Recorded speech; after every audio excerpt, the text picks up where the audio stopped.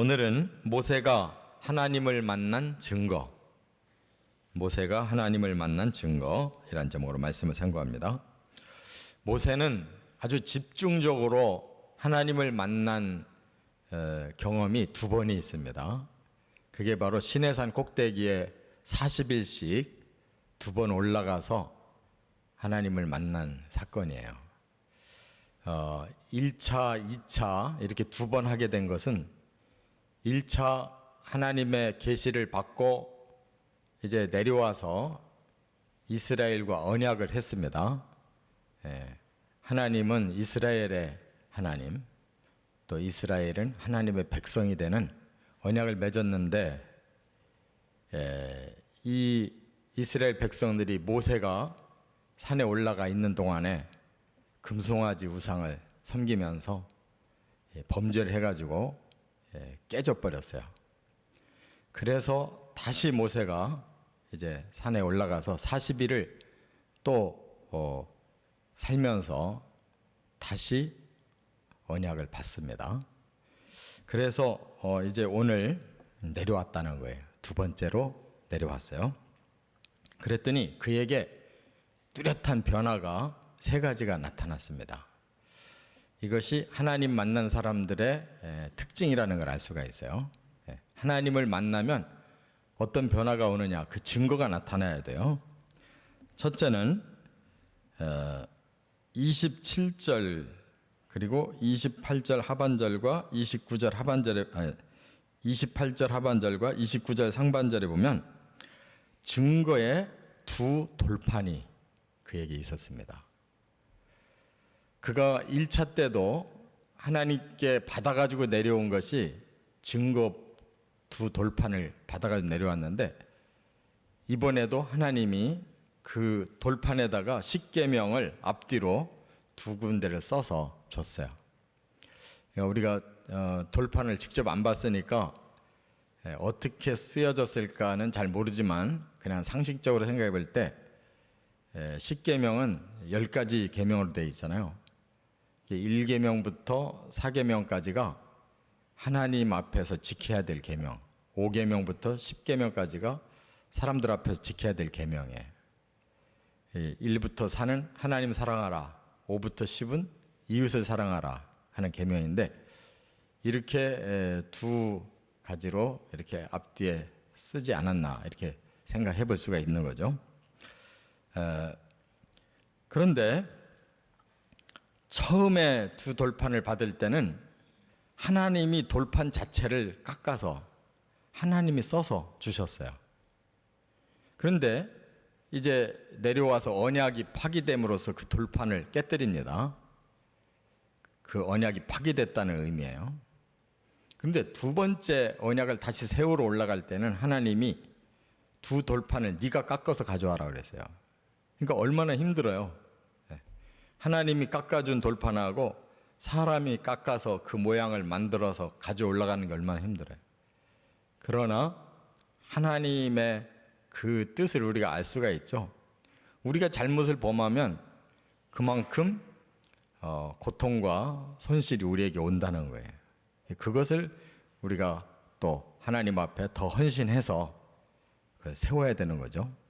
그래서 가지고 올라갔을 때 하나님이 거기에 친히 돌판에다가 새겨주셨어요. 그래서 가지고 내려왔어요. 그리고 그것은 그때부터 이 성전 안에 그 증거궤라고 하는 이 법궤 안에 보관을 했어요. 그거 왜 거기다 넣어놨을까? 그 자리가 하나님이 임재하시는 자리예요. 그러니까 하나님은 말씀이십니다. 그러므로 우리가 하나님을 만나는 가장 좋은 방법은 보이는 하나님이 하나님의 말씀, 진리예요. 그래서 요한복음에 바로 태초에 하나님이 계시는데 그 하나님이 말씀이시다. 그 말씀이 육이 되어 오셨다. 그분이 예수님이다. 그랬잖아요.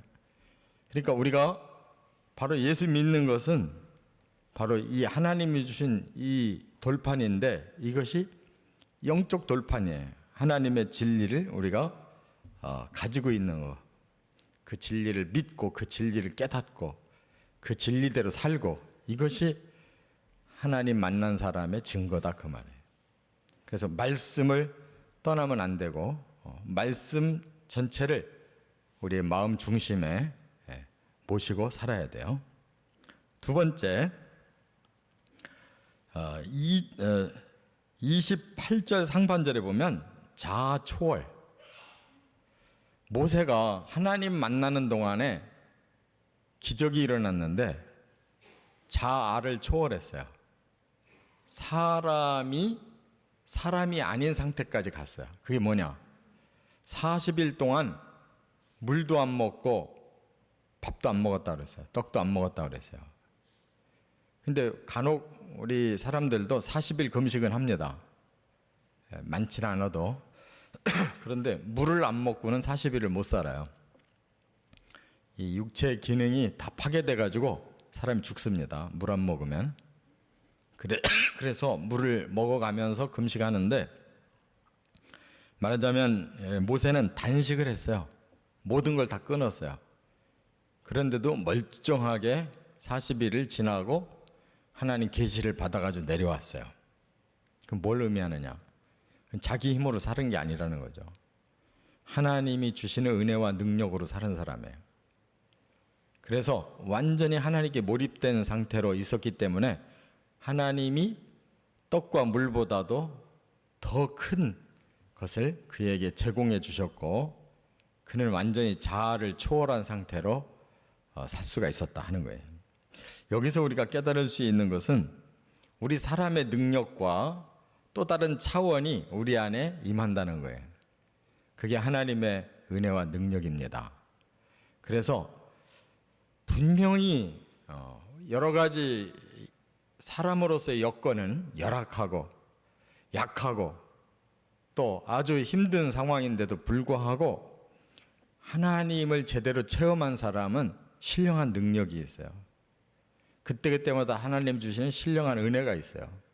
그래서 얼마든지 우리 육적인 것을 초월하면서 살 수 있는 그런 은혜와 능력이 필요할 때 나타난다는 거, 그걸 꼭 깨닫고 그 능력과 은혜를 구하시기 바랍니다.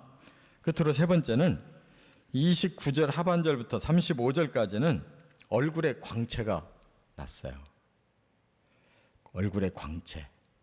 그래서 모세는 모르고 내려왔는데 사람들이 보고 두려워했어요. 그건 뭐냐?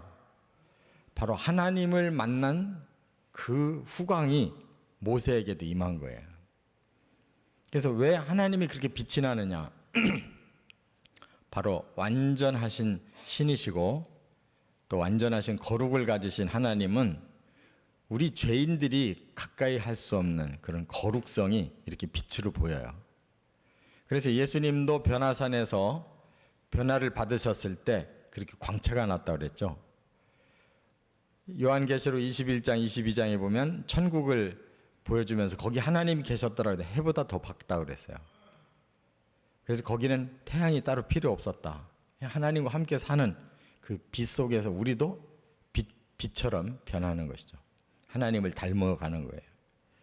그렇기 때문에 이 하나님의 완전성을, 거룩성을 바로 모세가 하나님과 40일 있는 동안 닮아가지고 나왔어요. 그래서 하나님 말씀을 전할 때는 그 얼굴을 그대로 가지고 전했지만 또 사사로운 일을 할 때는 수건으로 가리고 있었다고 그랬어요. 우리가 여기서 깨달을 수 있는 게 뭐냐면 하나님 믿는 사람은 보이지 아니하는 그런 영적인 거룩성이 있어요. 그 영적인 거룩성을 우리가 사람들에게 잘 나눠야 된다는 거. 그래서 그게 바로 의로운 영향력, 선한 영향력, 거룩한 영향력을 우리에게서부터, 우리 믿음의 공동체로부터 점점 발산이 돼서 사람들이 주변이 선하게 바뀌고 의롭게 바뀌고 거룩하게 바뀌고, 이것이 말하자면 우리가 교회가 확장되는 것이에요. 하나님의 나라가 이 땅에 펼쳐지는 과정입니다. 이와 같이 세 가지가 변화가 온다는 거. 그래서 하나님의 말씀으로 충만하고 하나님의 은혜와 능력으로 충만하고 또 하나님의 성령으로 충만해서 이러한 선한 영향력을 잘 나누며 살아가시기를 주의 이름으로 축원합니다.